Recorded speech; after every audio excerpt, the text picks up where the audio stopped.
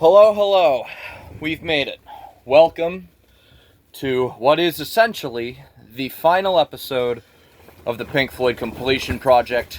I will explain what the future has in store, at the very least what next week has in store when I get to the end of this video. But today we are looking at David Gilmour's most recent studio album, what is likely going to be his final studio album, Luckin' Strange. But before that, we have a little bit of history to get into that I skipped out on my last couple Roger Waters videos. In 2020, David Gilmour released a single called Yes, I Have Ghost, which coincided with the release of his wife, Polly Sampson's book that I forgot the title of.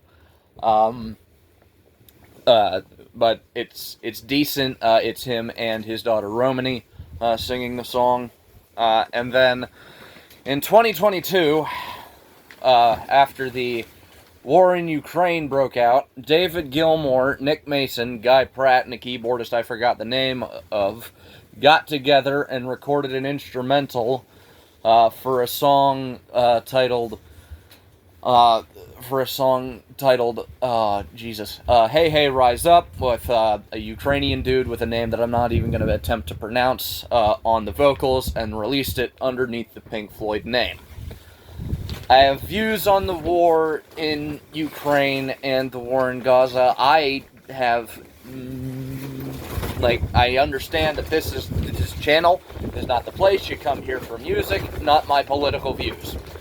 Although if you watch my podcast called Dorkies that I host with two of my buddies, you will understand where I stand politically. Now the song itself, Hey Hey Rise Up, I don't like it very much. I really don't. It's competently put together, but I don't like it. It doesn't feel like Pink Floyd to me. It's the only thing with the Pink Floyd name on it that I do not think deserves to be there. Even the final cut, I will admit, has more of a claim to that throne than Hey Hey Rise Up.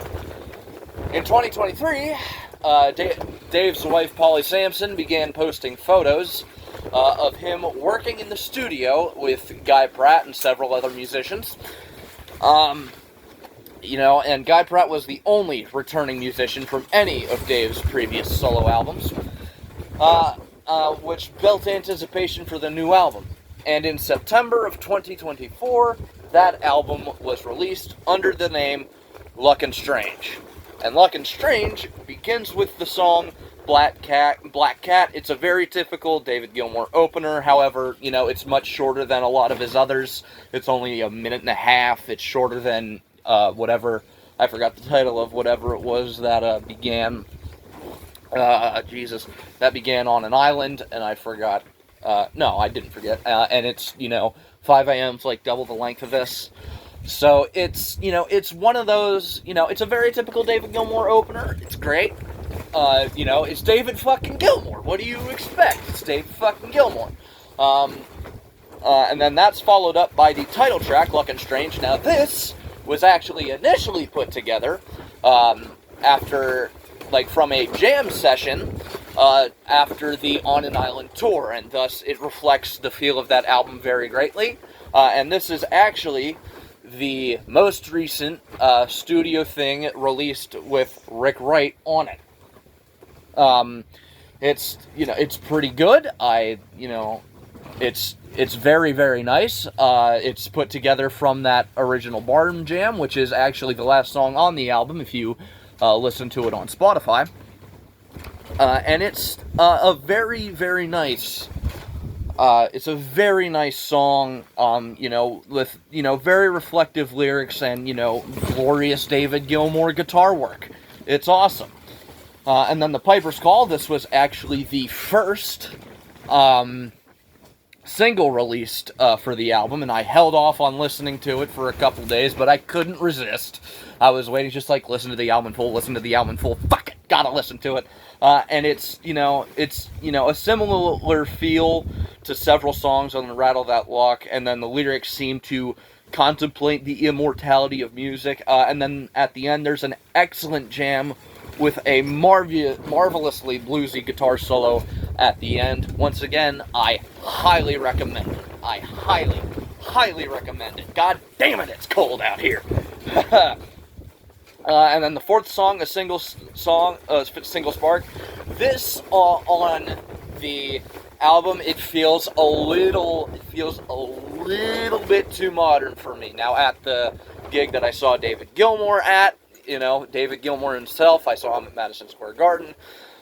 At that gig, this song was much better than it is on the album, but overall it feels a little bit too modern. It's something with the drums and like the way the keys are processed and stuff. And then it's got more lyrics contemplating Dave's mortality, and then the solo reminds me of both Great Day for Freedom and Coming Back to Life on the Division Bell. There's another song that reminds me more of the Division Bell in general. Later on in the album. And then Vita Brevis is just this acoustic guitar interlude. It's like 40 seconds. It's there. It exists. And then Between 2 Points, this is a cover of a song by an artist that I forgot the name of. And then it's sung by Romney Gilmour. Her vocals and harp playing are very, very pretty. And then there's a very Division Bell-esque solo on this one as well. It's great. And then song number 7 out of 9, Dark and Velvet Nights. It's a high energy opening, which leads to this album's, high energy jam. The organ feels like it's trying to replicate Rick, and then there's a very 70s jam at the end. It almost, starts having a disco feeling. There's like strings and stuff in there, and it's awesome. I truly love it. And then sings this again. It's another mortality contemplator, and this song almost brought me to tears. It really does. It really feels like Dave's going like, "Hey man, I don't know how much time I have left. I know it's not a whole lot compared to what I've lived through already," and it's. It's a hard one to listen to. Or not a hard one. It's almost a hard one to listen to. But it's lovely. It truly, truly is. And then we come to the final song on the album, Scattered.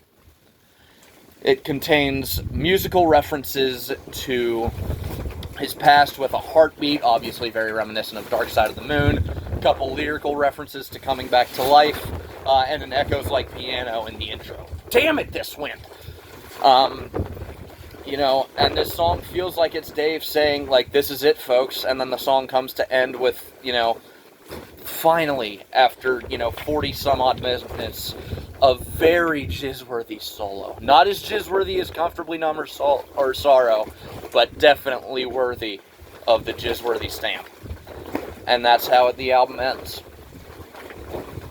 Give it a listen. Give it a listen. I highly recommend it. In terms of next week, I've got 3 videos left that I guess go with this project, even though I consider it completed now. Next week I'm going to do a video about stuff that I didn't mention, as well as, go over, where this channel is going afterwards, with the rest of December, and, next year in general and what I'm doing.